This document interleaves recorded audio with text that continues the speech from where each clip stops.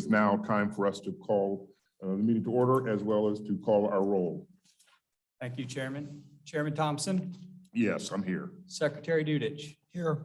Commissioner Williams. Here. Participating via telephone, Commissioner Houseman.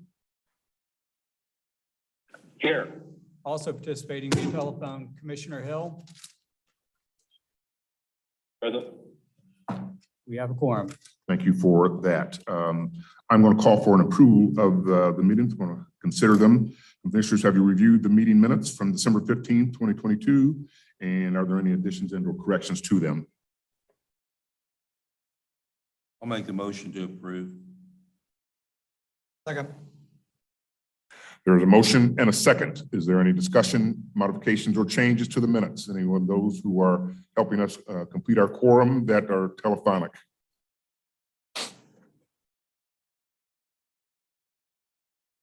Hearing none, I'm going to call for the vote. All those in favor of the motion signify by stating aye. Aye. Aye. Aye. Aye. The motion approves. Now I think it's time for Director Small to give us a report. Executive Director's report, please. Thank you very much. And I'm actually very pleased to report that we have several new hires to announce. These are all new enforcement agents with the IGC. Floyd Archie, he's a recent retiree from Indiana State Police and a proud public servant with over 25 years of experience. Archie is a former defensive tactics instructor as well as an FTO. Mark Reese is a recent retiree from the Henry County Sheriff's Department with 25 years of service. In addition, Reese has 3 years of public service as a former police officer with the Newcastle Police Department. Reese is a graduate of Ball State University. Eric Eichmiller served 4 years with the U.S. Marine Corps. He then became an officer for Washington, Indiana Police Department, where he retired after 24 years of service. Joseph Clemens was with the Hobart PD for 21 years. He has a BS in Public Safety Management and an MS in Public Safety Administration from Calumet College in St. Joseph, Indiana. Michael Collins has 26 years of experience in the Army and has worked for 12 and a half years with the Vanderburgh Sheriff's Department, gaining invaluable expertise in the field. He has also spent the last 5 years serving as a school resource officer for the Evansville Vanderburgh School Corporation. Brian Reddick has worked 10 years as a jailer and deputy with the Ripley County Sheriff's Department. Brian is excited about the opportunity to continue his law enforcement career with the IGC. Daniel Sly has 28 years of law enforcement experience. Daniel's expertise in the field is supported by his associate degree in criminal justice. His law enforcement experience spans across various roles, including 5 years as a security officer for Hanover College and 22 years of service with the Madison Police Department, where he retired as captain. Additionally, Daniel is a certified IALEA instructor in firearms and physical tactics. Justin Harper was prior to joining the IGC in Gillette, Wyoming Police Department for 3 years and the Wyoming Department of Corrections for 2 years. Justin served in the Navy as a Master at Arms and is a certified taser instructor. Laura Wilhelm holds a bachelor's degree in criminal justice from Indiana University. In her 24 years of previous public service, she served as a patrol officer, detective, and on the Indiana Governor's Executive Protection Detail. Mike Nesvich is a college graduate from Indiana University Northwest with a bachelor's degree in criminal justice. He is a 26-year police veteran working for the Indiana State Police, retiring from Crown Point Police Department. We are very excited to welcome all of these agents to the IGC. This has been a difficult recruiting environment. I would like to commend all of our command for their work and also our Human Resource Director, Carmen Stedham, on her tireless efforts to help bring these officers into the fold. We're very excited about this. Also, we have an audit, Nathan Pello. He joins us after working for the Indiana Public Retirement System as an employer advocate since December of 2021. At Empers, Nathan ensured accurate reporting of all retirement and disability plans and communicated with the members and employers of those plans. In addition, Nathan graduated with a master's degree in business management from the University of Indianapolis in August of 2020. We're excited to have him as part of the team. And lastly, in legal, we have Ashley Rosenblatt. She's a 2L student at McKinney Law and is our legal extern for the semester. Ashley worked with the IGC while serving as a legislative assistant in the Indiana House of Representatives, followed by 10 years in the alcohol industry, working for Monarch Beverage and E&J Gala Winery. This past summer, she clerked for the Honorable Heather Welch of the Marion Superior Court, focusing on her Indiana Commercial Court docket. She is a 2023 fellow with IU's Program on Law and State Government. For reinvestigations, our investigations division has completed a reinvestigation for licensee Ainsworth Game Technology Ltd. The confidential report is in your materials. Directors Brown and Leak are present should you have any questions. For exclusions, since December of 2022, since the business meeting in December 2022, Commission staff has added 19 individuals to the exclusion list. With these additions, the list total is now at 981 individuals. Waivers. The IGC has granted 6 waivers to Indiana casinos since the previous meeting. This information is included in your materials and will also be posted on the Commission's website. That concludes my report. Thank you, Mr. Executive Director, and welcome aboard, all you new folks. Hope you will find yourself comfortable working with your new colleagues and that they will make your tenure as experienced and as good as it could be. And all those who are going to be presenting this morning, could you please stand? Mr. Smoke, could you please administer an oath? Yes. I state your name. Do hereby solemnly swear, subject to the penalties of perjury,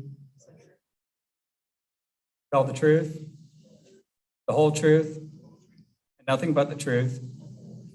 So help me God. Thank you. Thank you. You may be seated. Call the commissioners. Any old business for the commission today? Hearing none. Any new business?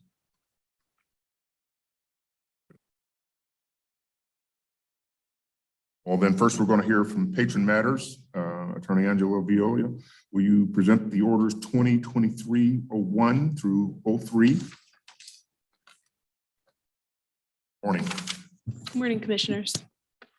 You have before you orders 2023-1 through 2023-3 concerning the petitions for removal from the exclusion list of Stacy Goins, Shanita O'Bannon, and Victor Brown. Petitioners have been placed on the exclusion list for over 3 years and have petitioned to be removed from the exclusion list. Telephonic hearings were conducted at which petitioners provided support for their petitions. Based on the totality of factors relevant in these matters, the reviewing officer has concluded that petitioners have met the standard of clear and convincing evidence as reflected in staff's findings of fact and recommendations. Adopting staff's findings and recommendations would have the effect of granting petitioners petitions for removal from the statewide exclusion list.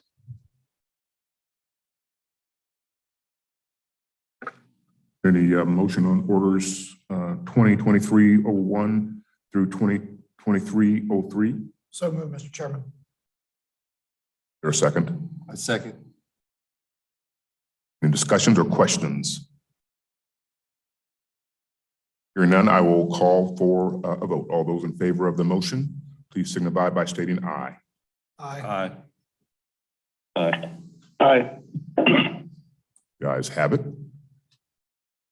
Any opposing signals or signs? Hearing none, the motion passes. Thank you.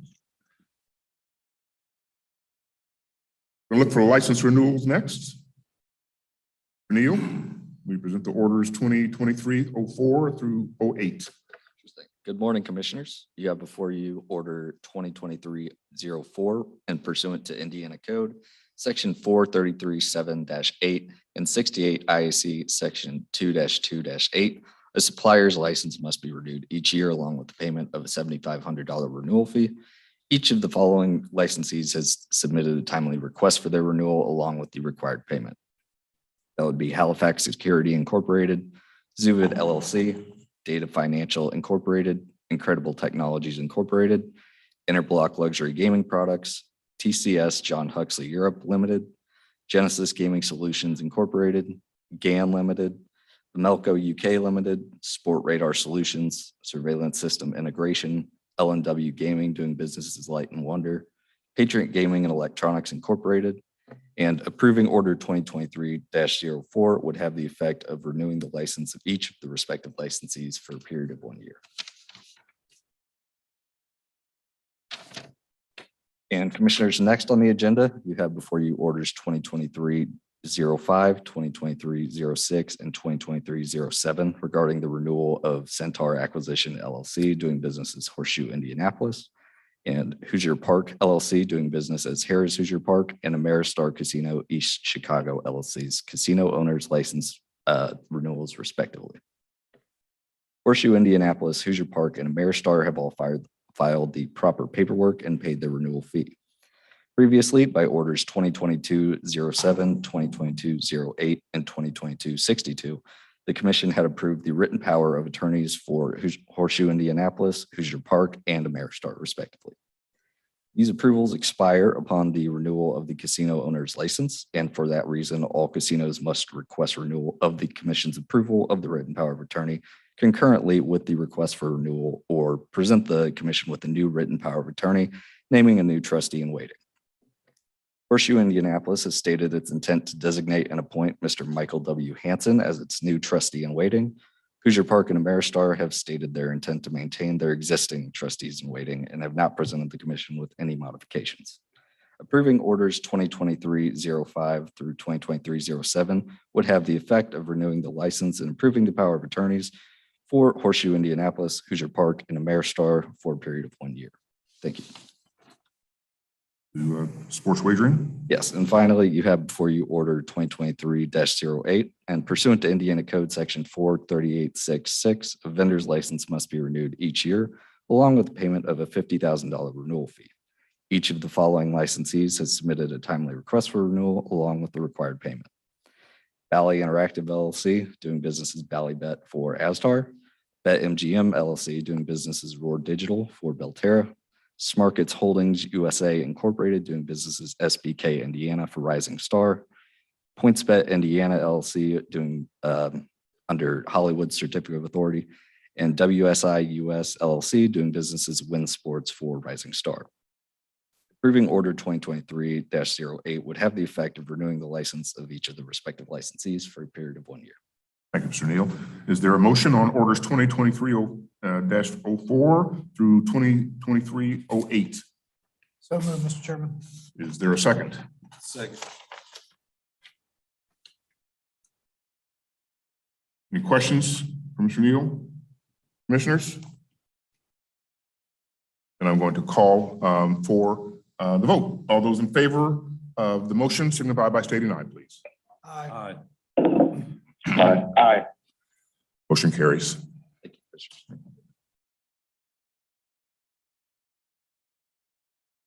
Permanent licenses, Mr. Small?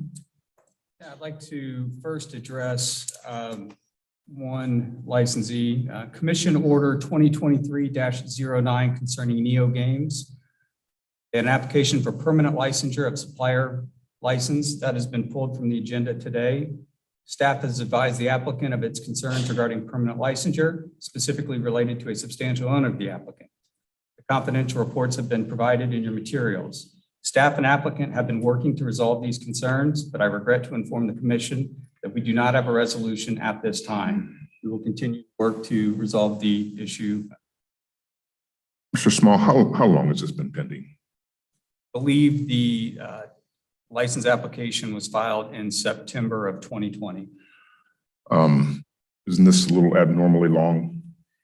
It is. There are other circumstances, of course. We were in COVID at that time. We had some staffing issues, but yes, to have someone on a temporary license for this amount of time is unusual. And it's pulled today because we still don't have it resolved. That is correct. Is there some staff recognition about what we want to do with this? Do we want to reassign it for another agenda time? Is that would be your recommendation? Yes, I do believe we should have it on the And by the June meeting, what is going to make sure that we're going to have some sort of commission action then? yes, we will have it prepared for final disposition. Commissioners, any other questions about that? I'm going to suggest that we make sure it's on that agenda and that we have more than substantial compliance towards an agreement before we issue a permanent license. This has been pending for some time. Mr. Chairman, I would agree with Executive Director Small's approach. I understand this has taken some time, but there's some outstanding issues that for the purposes of the role of the commission and the operators and suppliers and others, we need to ensure that conditions are met as part of the issuance of these licenses. And I would agree with the approach, but we also want to make sure that we don't drag this out any further. So I support having some type of plan or a path forward by June. If not, we can take action. But I agree with the approach and would like something at our next meeting to give us at least a clarity of where things stand so we can make a decision. Other commissioners care to comment? Mr. Chairman, I totally agree. I think this looks like a matter that we've been kicking the can down the road, or all parties have. And it's time for everybody to show their hands, and I totally agree with Other commissioners, do you have anything to comment upon?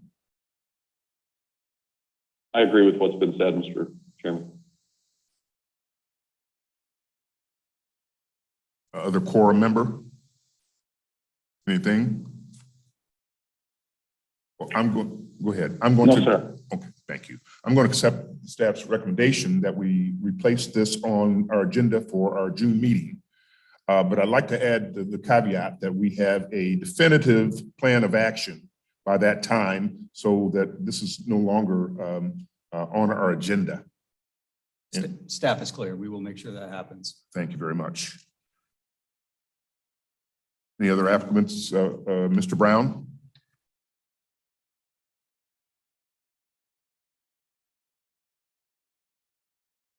Good morning, commissioners and executive staff.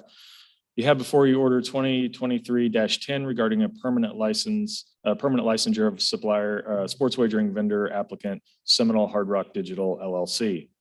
On or about June 1, 2021, Seminole Hard Rock Digital submitted a sports wagering vendor's license application to the Indiana Gaming Commission.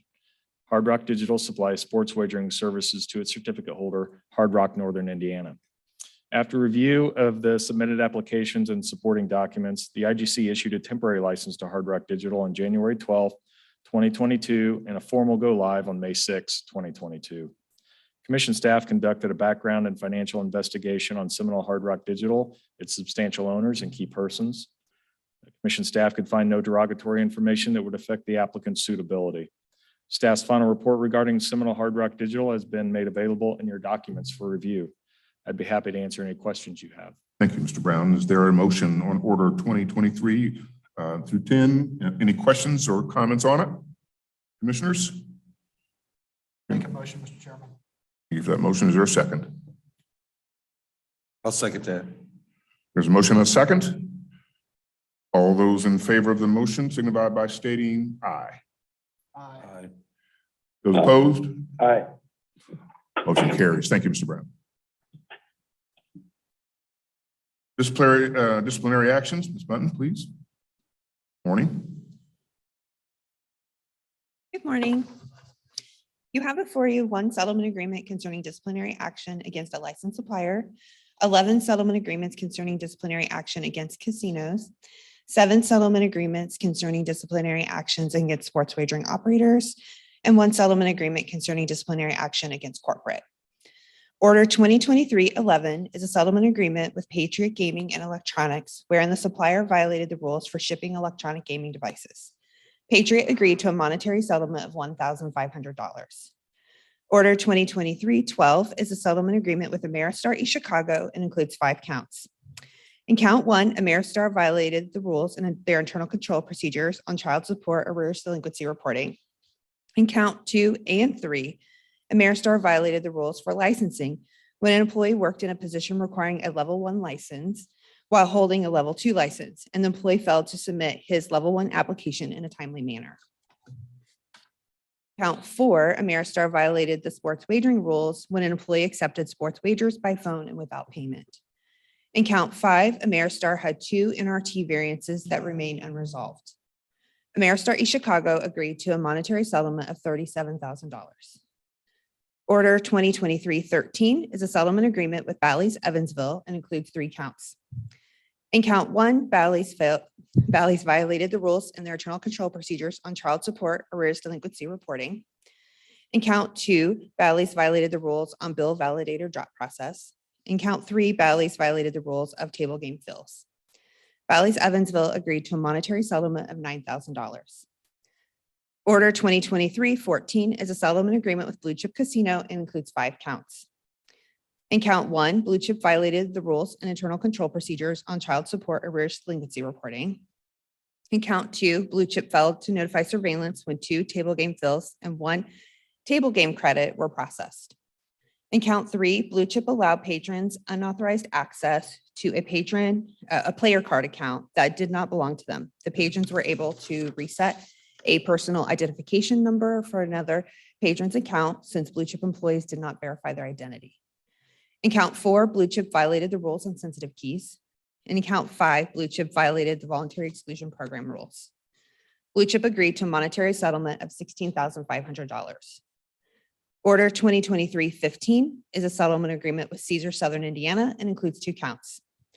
In count 1, Caesar Southern Indiana violated the rules and internal control procedures on child support arrears delinquency reporting. In count 2, Caesar Southern Indiana failed to verify 2 poker even exchanges. Caesar Southern Indiana agreed to a monetary settlement of $6,000. Order 2023-16 is a settlement agreement with French Lick Resort Casino and includes 2 counts. In count 1, French Lick violated the rules and internal control procedures on child support arrears delinquency reporting. In count 2, French Lick failed to notify surveillance when a patron exceeded the MTL CTR threshold while playing at table games. French Lick agreed to a monetary settlement of $4,000.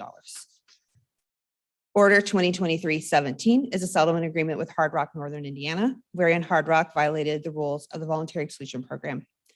Hard Rock Northern Indiana agreed to a monetary settlement of $7,500. Order 2023-18 is a settlement agreement with Harris Hoosier Park and includes 2 counts. In count 1, Hoosier Park violated the rules and internal controls on child support arrears delinquency reporting. In count 2, Hoosier Park violated the rules for table game fills. Harris Hoosier Park agreed to a monetary settlement of $4,500. Order 2023-19 is a settlement agreement with Hollywood Lawrenceburg and includes 3 counts. In count 1, Hollywood violated the rules and internal control procedures on child support arrears delinquency reporting. In count 2, Hollywood violated the rules on coin testing electronic gaming devices. In count 3, Hollywood allowed a minor to access the casino floor on 2 separate occasions. Hollywood agreed to a monetary settlement of $15,500. Order 2023-20 is a settlement agreement with Horseshoe Hammond and includes 4 counts.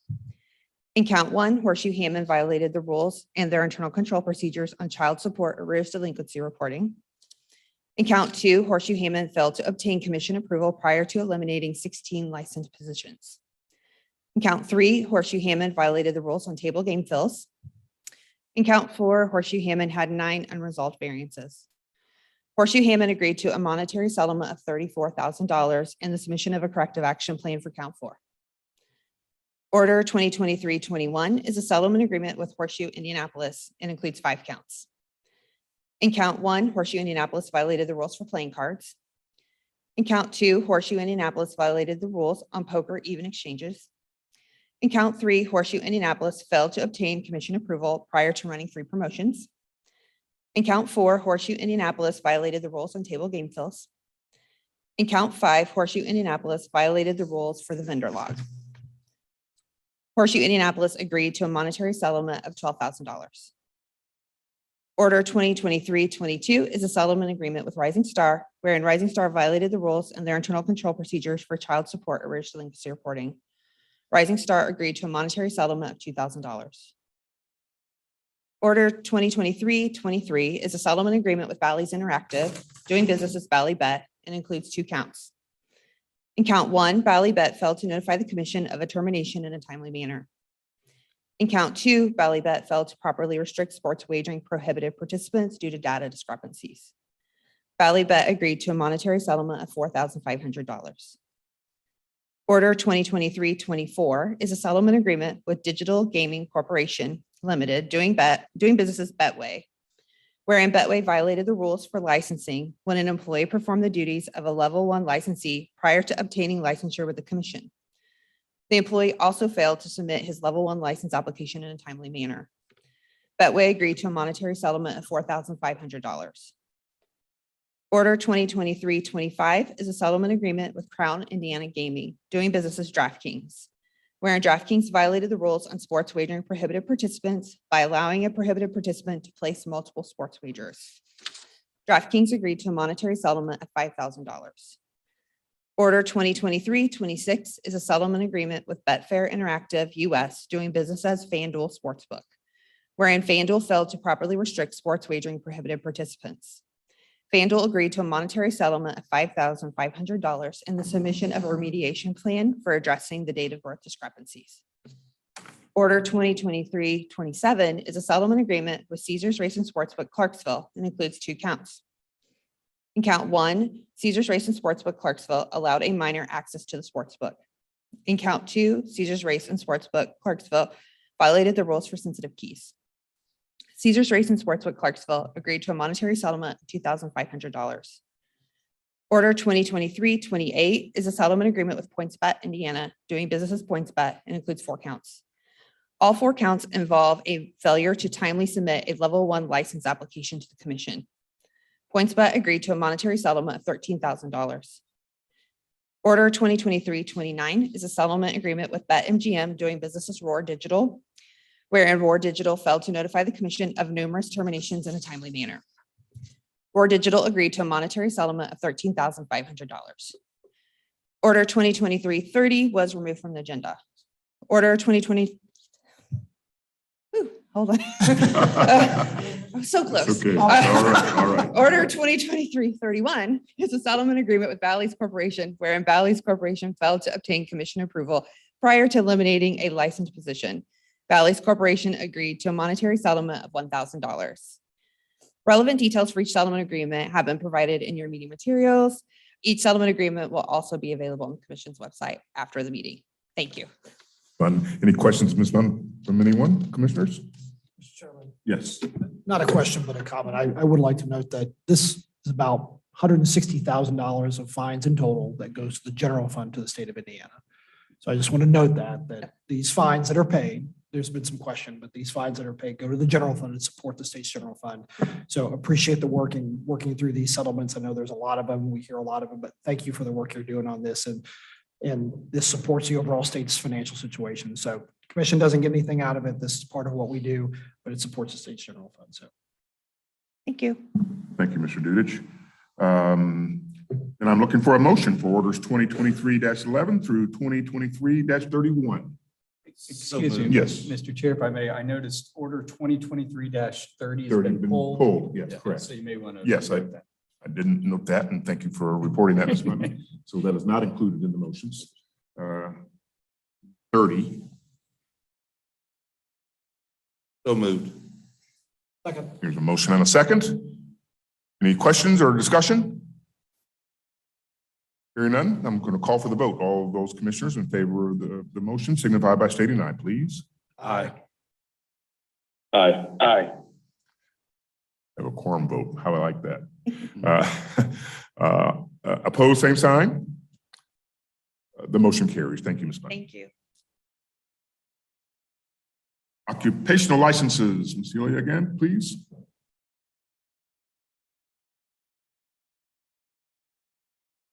Commissioners, you have before you Order 2023-32, considering the felony waiver application of Isaac Harrington. An individual who has been convicted of a felony may not be granted an occupational license.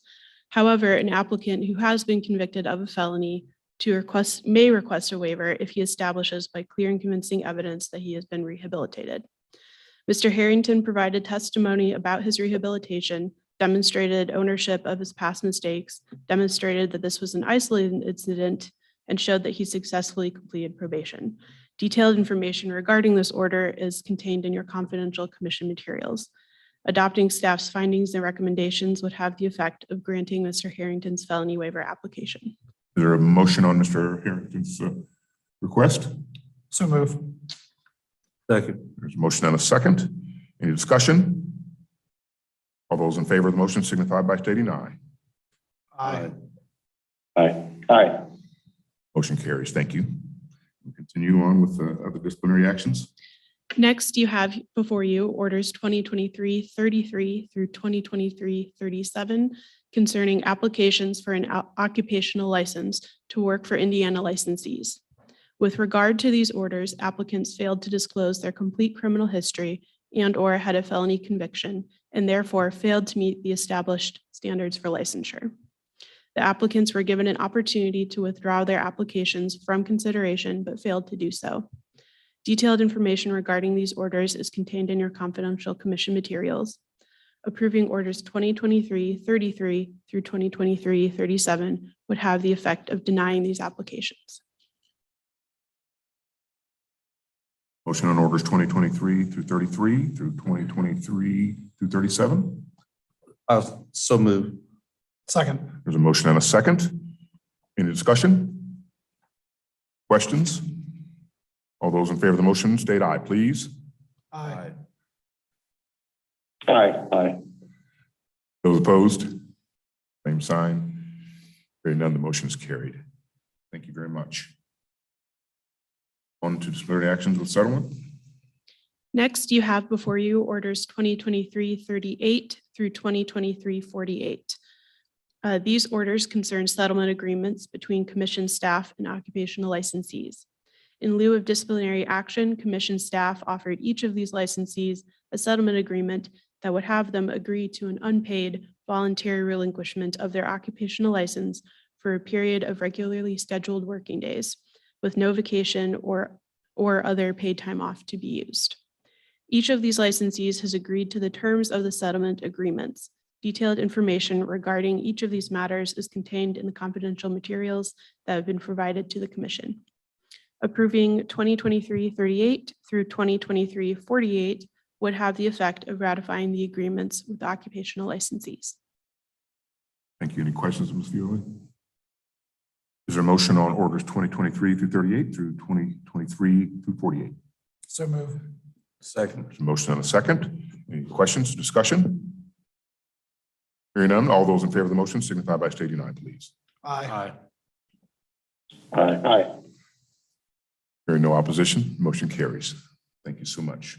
Thank you. Now we'll move on to casino matters. Deputy General Counsel, Alex Dudley, would you present these matters concerning casino financing requests, of which there have been a few?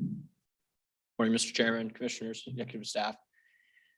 You have before you orders 2023-49 through 51 concerning a request received from casino licensees Caesars Entertainment, Inc., Full House Resorts, Inc., and Churchill Downs, Inc., whereby they request approval of the proposed financing transaction.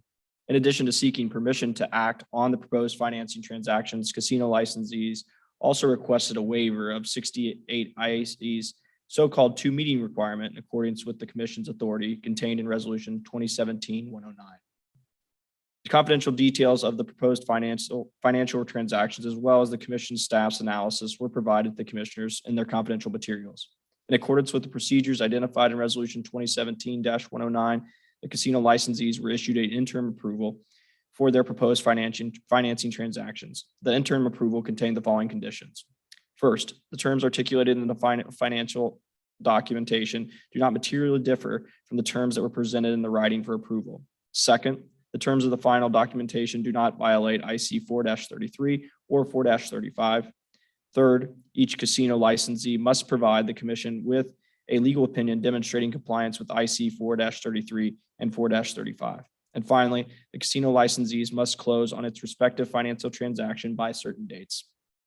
Resolution 2017-109 requires that any interim financing approval that is issued must be reported to the Commission for consideration and final ratification or other direction. Thank you. Thank you. Mr. Director, in these requests, there were some division of use of funds relative to operational expenses versus that of some capital expenses, and we were able to reach out and have some clarification of those, at which time I believe we would have no objections. That is correct. Okay. Thank you very much. Is there a motion on orders 2023 through 48 through 2023 through 51? So move. Second. Any discussion?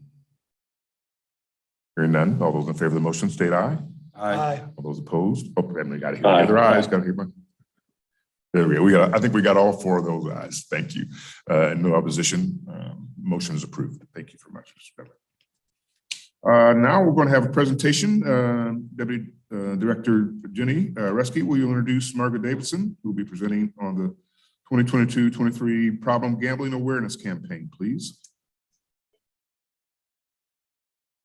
I am pleased to welcome Margaret Davidson and her colleague David Good to the microphone today. The legislature has allocated $250,000 a year to the problem of gambling programming made based on the resources available that a digital campaign should be.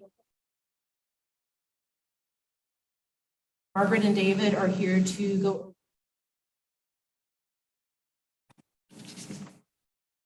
Great, thank you. We appreciate to be here this morning to present the information. Thank you. I thought you were going to run it for me, Robert. Always can try, right? When you look at a campaign, again, we're looking at a digital campaign for IGC. Some of the goals that we have established for this and have implemented these for several years, as Deputy Director Reske has mentioned, is we want to increase awareness of the issue of problem gambling overall throughout the state, offer that localized mental health resources and provider information, and then reduce gambling addiction across the state of Indiana. For this particular campaign, we look at two different audiences, adults 25 plus or 21 plus, which frequent Indiana casinos. We consider that the traditional casino audience. And then secondary is men 21 plus, college educated, mid to high income, very active on online sports betting. And we label that as the online gaming sports wager audience. Again, two audiences. We took the dollars that were allocated by the IGC and then actually split those up 50% because both are very, very viable. Looking at a coverage of throughout Indiana, want to reach all 92 counties, but really with a two-pronged approach. We focus on counties that were contiguous to the casino counties within Indiana, and then statewide coverage for that online sports gambler, because obviously they are online and not going to physical location. The strategy overall is we looked at that budget and really wanted to make sure we could extend it to be not only with efficiency, but the effectiveness as possible. So the media tactics that Dave and I will go over today really are monitored. Once his team has placed the media, they're monitored and they're optimized, making any kind of slight changes. All the KPIs were analyzed to look at some of the website engagement as those people are going with the self-assessment tool that you all have online. And then to further help to make that budget more effective is we supplement the existing digital creative that we know has been effective in the past, and then just updated that to make sure that the message isn't stale. So with those tactics, we are reaching the audiences where they consume media, which again, you're looking at those two different audiences, the traditional casino visitor and that online gamer. And we reach those people via mobile, their desktop and laptop. We use two different messaging approaches, one display digital ads and one video. The social media platforms that we use are Facebook, Instagram, and YouTube, and have been highly effective with this campaign overall. Programming and digital are programming display banner ads. Really what those are when you are online and you are, whether you're working or you're online for pleasure, where you're going to those different websites. If you have been labeled as that traditional or that online gamer, you'll be receiving one of our problem gambling ads. And then throughout for both, consistently throughout the campaign, we have Google paid search for those people that are actually have maybe recognized a problem from themselves or within their family or friends and are looking for some kind of resource. Within those two audiences, some of the tactics are a little different because obviously it's a different psyche. With the casino audience, we are looking at that behavior of them going to casinos, how frequently they're going. They'll be getting more ads from us, right? The programmatic display banner ads, they'll be using that, we'll be using that tactic. Social media platforms, and again, the paid search. For your online gaming, we are targeting those devices that are engaging with those online gaming sites. Again, trying to find that person that has maybe that gambling problem.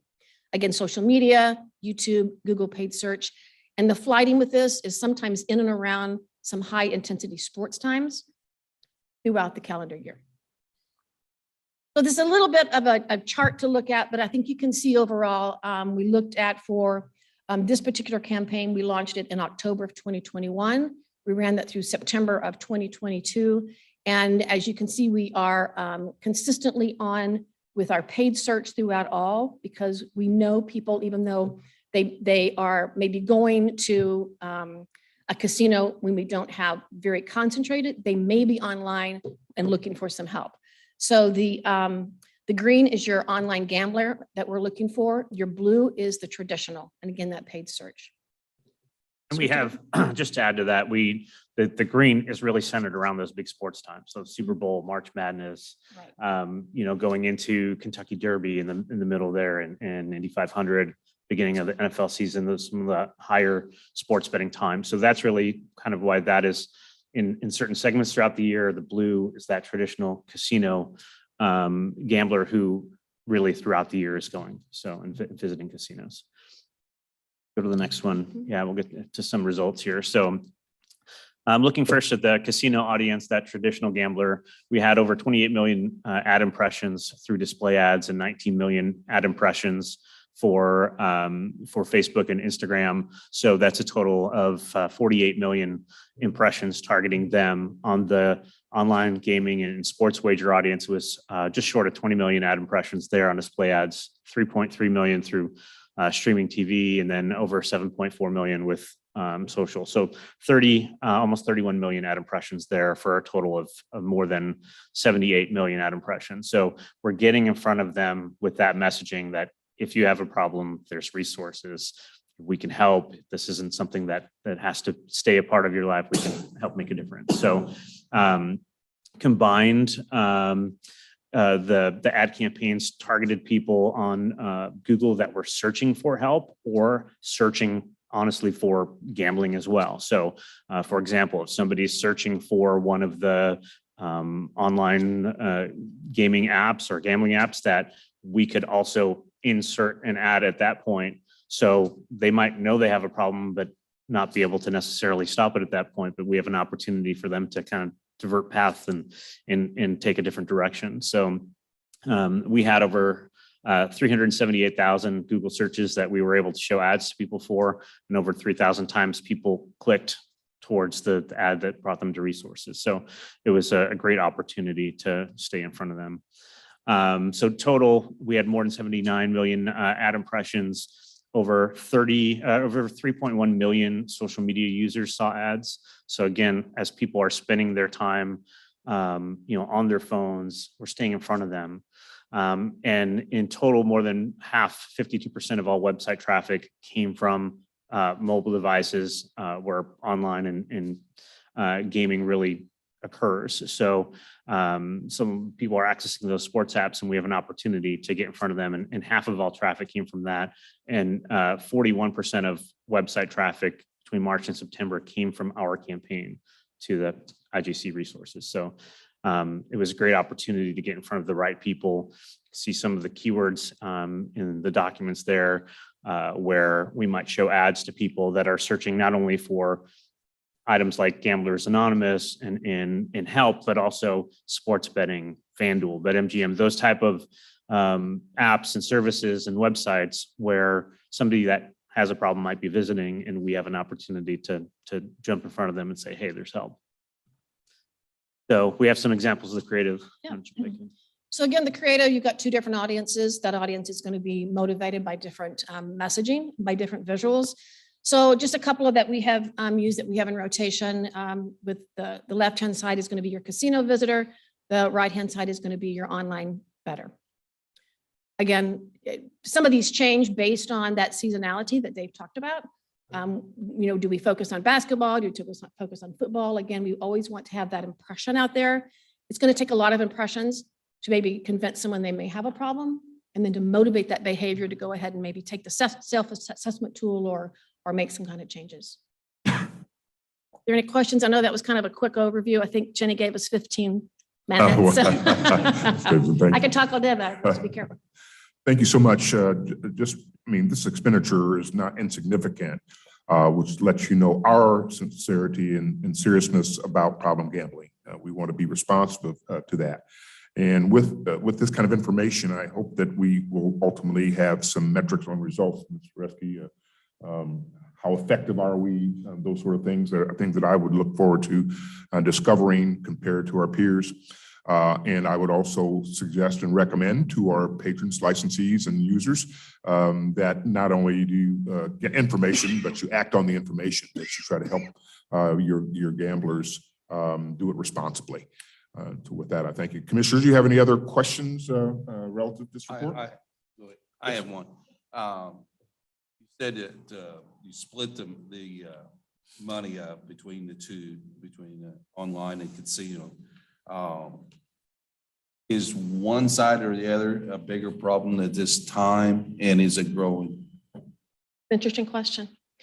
Obviously, everyone has seen the increase in marketing from their online institutes, and that has really had an effect on it. I think earlier we had a more of a split with the casino getting a little bit more of the money.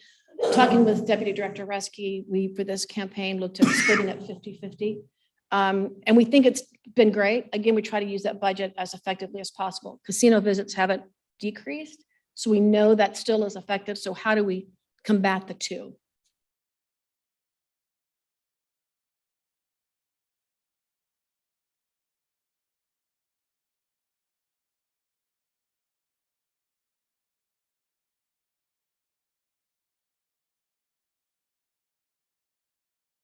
Right.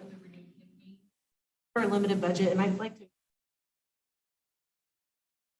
responsive to us, and we have got to be very efficient amount, and they definitely launch with this. We want to go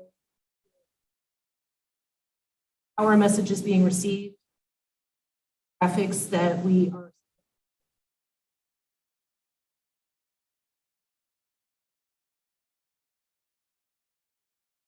not the same. And all of the previous research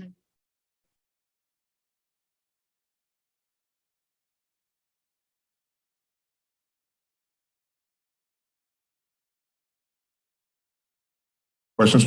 Yeah. Commissioner Dudich? This may not apply to you, maybe Jenny or Greg, but with listen to the radio, you'll hear the sports wagering apps. At the end, you hear if you have a gambling problem, call 1-800, I forget the number with it. Is that required that they do that? Is that part of a campaign that they agree to? I'm just kind of wondering, there's funds being spent, which is great, but I'm also wondering, on a radio spot like that, are the online sports wagering required to do that, spending their own money? Is this part of what we put in, that we pay for part of the ad space? I guess what I'm getting to is, if they're doing some of it already through some of their ads as they promote their product, I would assume amplifying that on their ads as well. Is it required? Could we ask for it? I'm kind of going down in the weeds here, if you can tell. So you can just tell me to be quiet, but I just find it interesting that we're taking this approach here. That you hear on the radio, like, call this number. And I'm like, well, they're doing it already. So maybe help me understand that. No, you're asking, we're both asking. Our rules do require that our operators provide problem gambling information. We have our own program, the iServe.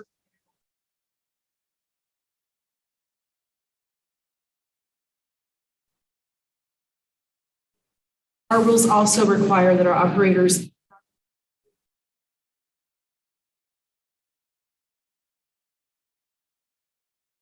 that program, there are some where patrons are able to I said a 30-day break, but I think I'm good. I'm going to get back in. No, you can't. You determined that you would set a break.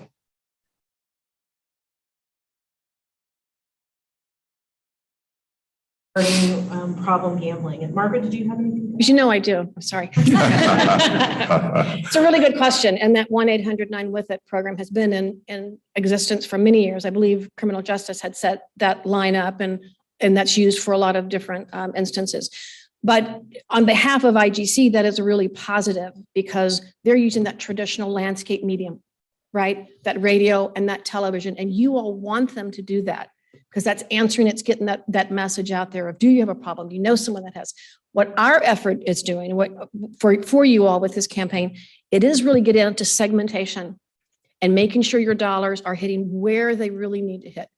I hear that, I don't, excuse me, I don't go to casinos and I don't gamble online, but I'm hearing that. So and to a certain degree, it's not as effective. I don't want to use the word waste, but it's not as effective.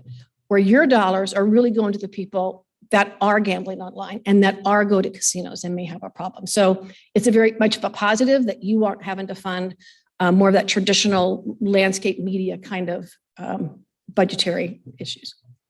Because of our great interest, I certainly believe that ultimately, when it's discovered that there's a pecuniary interest in making sure that your venues don't have problem gambling, that you're going to gain more from it, that you'll invest more in it. So I just want to be sure that we all recognize how seriously we take this as a commission and appreciate your work. Having information is great. Having useful information is better. So thank you so very, very much. Any other questions of this presentation, Ms. Davidson and the Asher Agency? Thank you so much for that. Thank you. Thank you. Any other matters before the commission today? From our staff? I want to take just a quick moment to acknowledge the hard work of our staff, our senior management staff. I put down some pretty heavy markers when I want communication and how it is we check on our regular business. And they're very, very, very good in their regular communication with me. And I wanted to thank you for that, to the point where sometimes I'm probably a pest. But we have a fiduciary responsibility here to make sure that this is the best run commission of its type. And I'm committed to that. And I've committed to the governor and others that, and I'm going to be sure that we do that. But thank you very, very much for the continued communication with me and the other commissioners as well. I know that if there's questions that they have, that we're going to get them answered. If they're not answered appropriately, we're going to drive at the appropriate answer.